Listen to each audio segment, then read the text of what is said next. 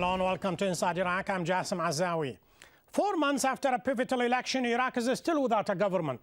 Rival parties are wrangling over who should become the new prime minister. Some view the current gridlock as a symbol of nascent Iraqi democracy. They claim Iraqis are learning the art of political compromise and they counsel patience. Critics charge what is going on is nothing more than the infighting of scavengers over spoils of war. They brand party bosses as nothing more than selfish politicians bent on grabbing whatever they can before they are chased out by angry and demoralized Iraqi masses. Meanwhile, US Vice President Biden was in town. Will his visit break the impasse? He said Washington doesn't want to influence decisions, but there was no hiding the increasing concern. This nation, once embroiled in sectarian strife and violence, is moving toward a lasting security and prosperity with a government that represents the interest of every member of the community in Iraq. Because until they get that straight, and they're getting it straight, there's no real shot they can become what they're capable of. Hopes the election would bring stability faded fast. Instead, 4 months of uncertainty and still no agreement on forming the next government. Biden held talks with Prime Minister Nouri al-Maliki and narrow-margin vote winner Ayad Alawi. Alawi insists that after winning 2 more seats than his rival, he should be Prime Minister, especially because his cross-sectarian Iraqi coalition got strong support in the Sunni-dominated provinces. He used Biden's visit to highlight his fears. We talked about the situation in Iraq and the region in general, and we stressed the need to speed up the process of forming a government. There were no specific suggestions by Vice President Biden, but there was an interest in Iraq's stability and in us to not prolong the formation of the government in order not to be used by those who want to harm Iraq. Washington has pledged more long-term commitment to Iraq. In what's described as a change in strategy, the plan to cut its combat troops to 50,000 by September the 1st still stands. This in preparation for complete troop withdrawal at the end of 2011.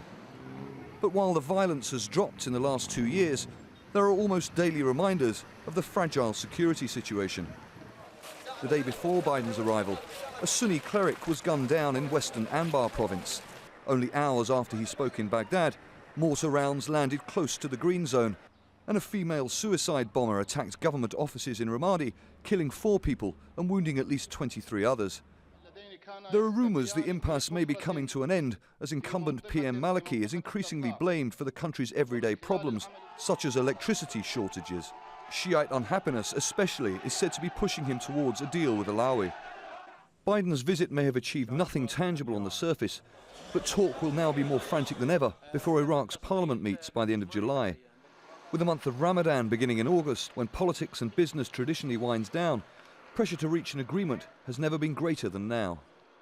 To discuss the reasons behind the current political gridlock, I'm joined from London by Sabah al-Mukhtar, President of the Arab Lawyers Association in the United Kingdom, and from Washington by Joshua Muravchik, Professor of International Relations at the Institute of World Politics in Washington, D.C. Gentlemen, welcome to Inside Iraq.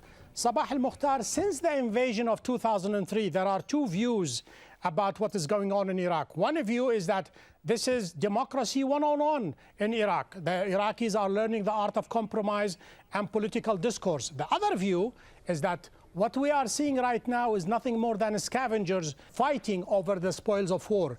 Surely there has to be a third view. What do you make of that? I think it is absurd to begin to talk about politics in Iraq. Iraq is an occupied territory. You have 2 leaders who have been appointed by the Americans. Both of them are the fichi of France. They are fighting over power and nothing else because the agenda of both of them is identical. Both of them are protecting the interest of America. Both of them have 0 interest in the Iraqi interest.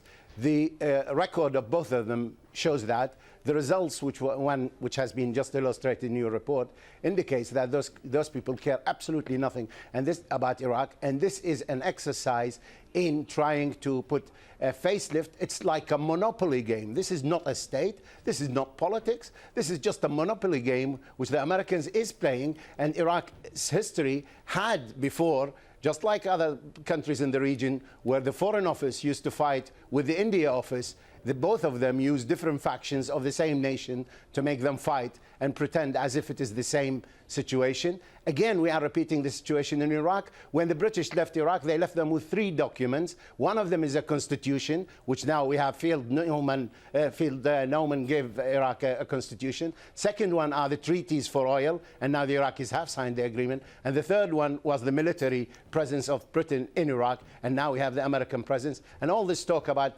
pulling it and what have you, this is just for the domestic consumption of the USA. They're going to leave something like 50,000 military men plus 100,000 mercenaries, which will bring back the figure to about 150,000 foreign soldiers. Joshua Muravchik, the man does not mince his word. He outlined pretty much all the negatives and all the charges against what is going on. And this view is not limited to Sabah al-Mukhtar. This is not limited just a few people. There's a big segment in the Arab world as well as in part of Iraq. They share his views. What do you make of that? People in the Arab world have not had the experience of democracy, with very few exceptions, but I'm surprised to hear Mr. Mukhtar, who lives in the UK, show such absolutely stunning, infantile ignorance of democracy. Democracy is a system in which the people vote and elect their leaders. The Iraqi people voted. They voted in overwhelming numbers. There were observers from all over the world who agreed that this is quite election frankly was fair. nonsense. Listen, you spoke for a long time. Democracy, Mr. Al-Mukhtar, give me a chance. Does not equal democracy. The Russians, the Soviet Union, and Saddam had elections. So don't tell me this is democracy. You ought to know better. Are you going to shut him up? Go ahead, Josh. He spoke for much longer than you asked us to speak for. I just began to respond, and I was interrupted. Don't let it happen again. Go ahead, Josh. So the Iraqi people voted. The international observers of all kinds said it was a fair and free vote. There were disputes. There were aspects of the disqualification of some candidates, which I thought were very questionable. But in the end, this was resolved by Iraqi courts. And Mr. Al-Mukhtar may resent the American invasion of Iraq. There may be good reasons to resent the American invasion of Iraq, but he's living in Alice in Wonderland. He's not living on this planet because there was. Aside, Josh, let us just take what just Sabah said, and that is. I think. Well, this is nonsense. There was an election. The people voted. What more do you want? Go ahead, Sabah. What more do you want? Would you like to have the government of Iraq to rule the USA? Those guys you've put in Iraq, you want them to rule the USA? You're welcome to have them, because those are just crooks. That's where you traded with one of your friends. Ahmed Chalabi was one of them. This is the regime you want there. You don't want the Iraqis to rule their country. You want to rule it yourself. That's why Mr. Biden has gone to put them right with a carrot and a stick. But let me just repeat what Sabah said earlier, and that is the equation of equating election with democracy. The Soviet Union and many autocratic countries, they have elections day in and day out. You're being silly. No, I'm not being silly. Because in those elections, when you have an Iraqi elections under the guns, and when you have torture, when you have chambers, I'll answer your silly question whenever you're ready. Well, let's not throw charges just like whenever that, you're ready, I'll answer your silly question. No. Don't use words like silly questions. Let's just be civilized here, Josh. It's a very silly question, Jassim. When you have elections, and when you have torture chambers, and when you have votes being rigged, and when you have votes being bought, that does not bode well for democracy. Go ahead. This is a very silly question, Jassim. It's a childish, infantile question, because in the Soviet Union you only... argument, but well, let me answer the question. Well, you're not shut up and let me answer the question. Don't say shut up, Josh. Shut up and let me answer. I will not allow anybody to say shut up. Understand? Go ahead. In the Soviet Union and in other countries like that, you had farces of elections. You also have them in many countries in the Middle East, in which there's only one candidate. So the people go to vote, they're forced, they vote yes for the only candidate. in Iraq, there was a free election in which there were all kinds of different candidates and all kinds of parties. To say this is like the Soviet election is just childish. I mean, it's not a serious discussion. If you say, are elections the totality of democracy? Well, of course they're not the totality of democracy. They're just the most important cornerstone of democracy. You also need free speech. You need independent courts. You need many things to have democracy, but a free election is the most important building block of democracy, and that's exactly what we just had in Iraq. You made your point very well, but before this discussion is out, I expect an apology from you towards the end, because I thought when we extended you this invitation, we respect you and we would like to call upon you again. And this is the first time in 4 years has anybody uttered the word "shut up," and that is not like you, Josh. I know you very well. But let me go to Sabah. Sabah, when you have Iraqi democracy, and they are teething, they are learning.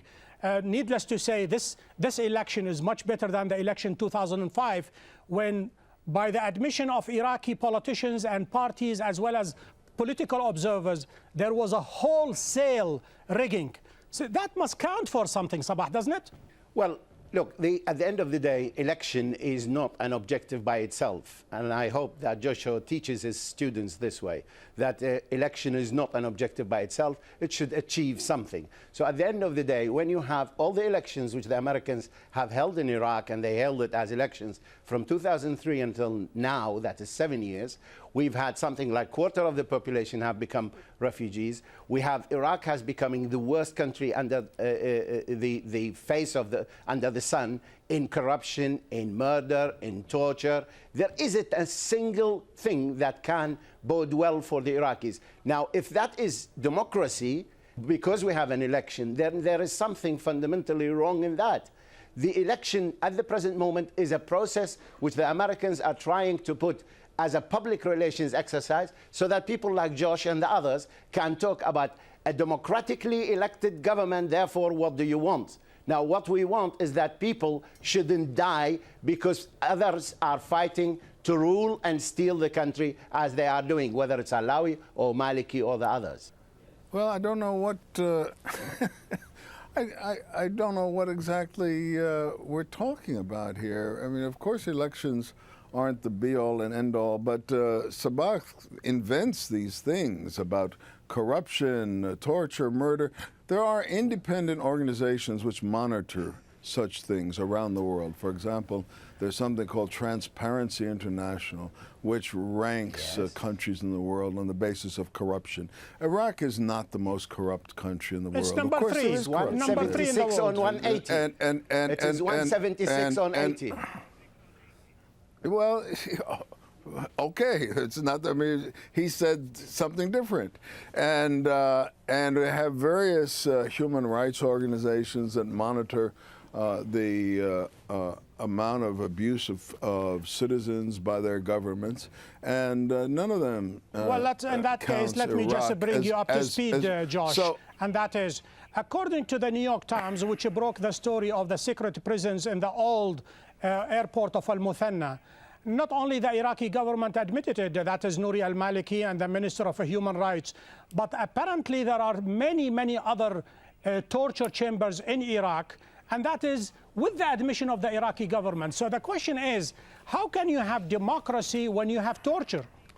Well, Jasim, can I jump in here? One sentence. Go ahead. One sentence, Jasim. The U.S. Federal Audit Office is saying that the Americans, not just the Iraqis, the Americans are stealing American taxpayer to the tune of billions of dollars.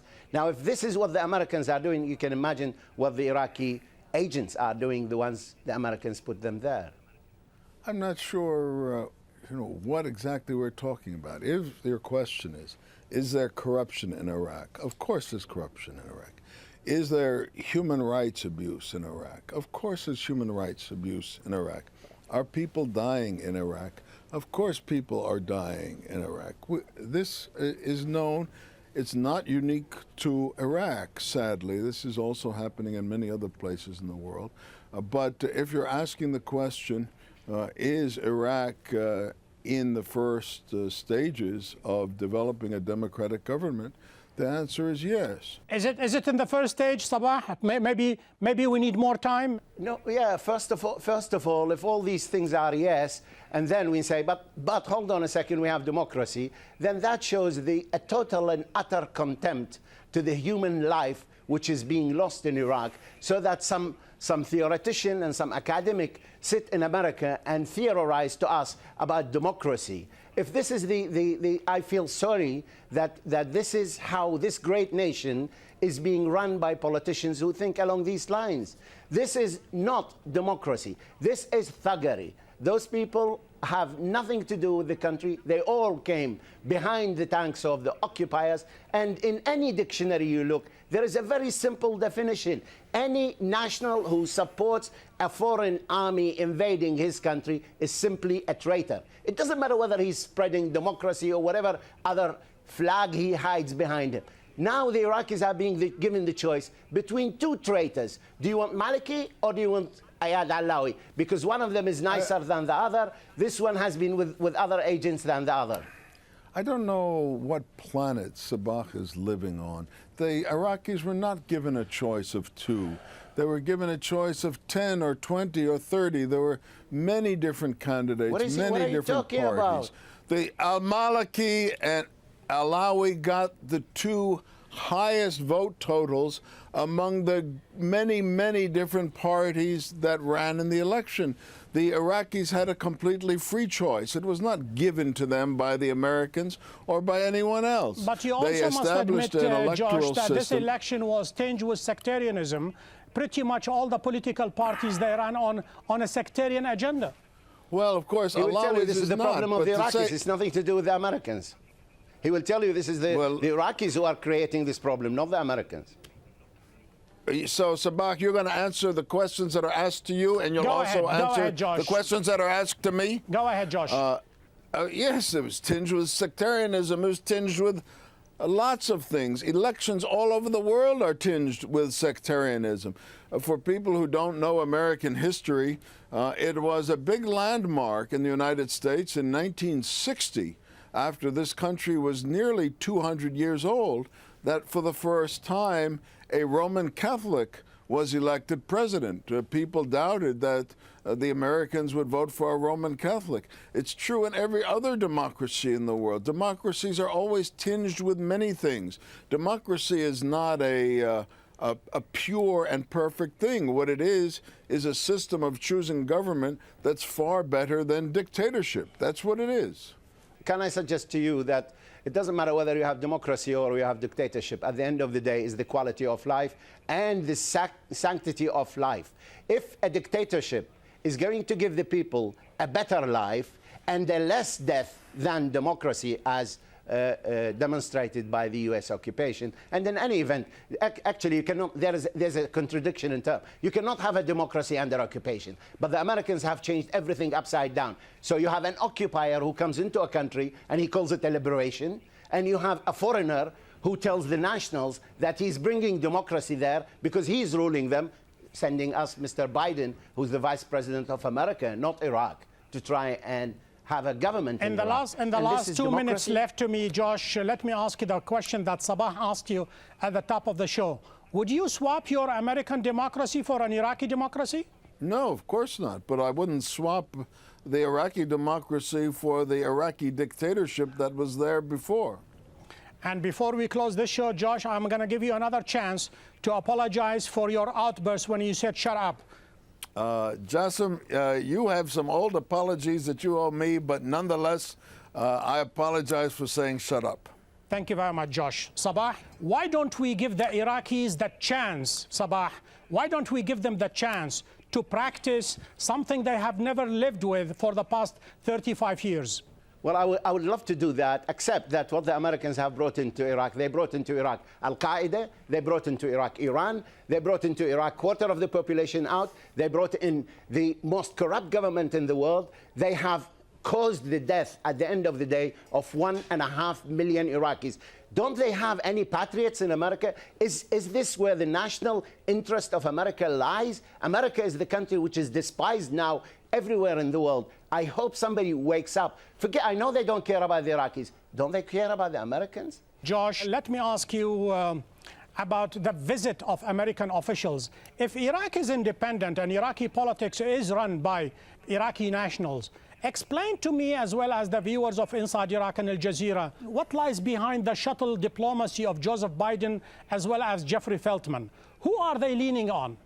Well, they're leaning on the Iraqi politicians to come to some agreement about forming a government. It's been months since the election, and it's normal in a parliamentary system that you have to have some wheeling and dealing to form a coalition government after an election, but it's not normal for it to take this long. And of course, there's no doubt that the Americans do still influence, have some influence in Iraq, and will. And so this is not purely Iraqi politics and decisions, Josh. Well, it's pretty much so, because as far as I know, and I've never seen.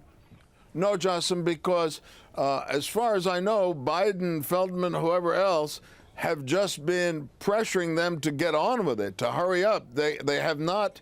I've not seen a single report anywhere that the U.S. government has a preference for Alawi, al-Maliki, or any particular. While they don't have a preference, they don't lean on any particular. That should count for something, Sabah, shouldn't it? Yeah, well, first of all, I think if the Americans show support to anyone, that will be the kiss of death for that politician in Iraq. This is number one. Number two, I think the Americans are trying to push into getting either Maliki to come in, Alawi, because they believe he's more obedient to the Americans than Maliki, and he's a little further away from Iran than Maliki is, and they are trying to work out some sort of an arrangement as if it's a piece of cake. You sit here on the chair 6 months, and the other one sits another 6 months, so that they can continue to protect the American interest in terms of no revision of the oil deals, no revision of the Constitution, and no revision of the treaty which is forced on Iraq, which is the military treaty with Iraq. That is the objective of the Americans, and if these two team up, and both of them are American agents anyway, they will get away. They get away from Muqtada al-Sadr, who is anti-American, who is more pro-Iran than these two. This is the objectives of the visit. Sabah al-Mukhtar, Joshua Muravchik, gentlemen, thank you for being guests on Inside Iraq. Thank you. To watch the show online, please visit our website, aljazeera.net/English. We have reached the end of this show. Join me next week when we take another look inside Iraq. Until then, this is Jassim Azzawi wishing you a great week.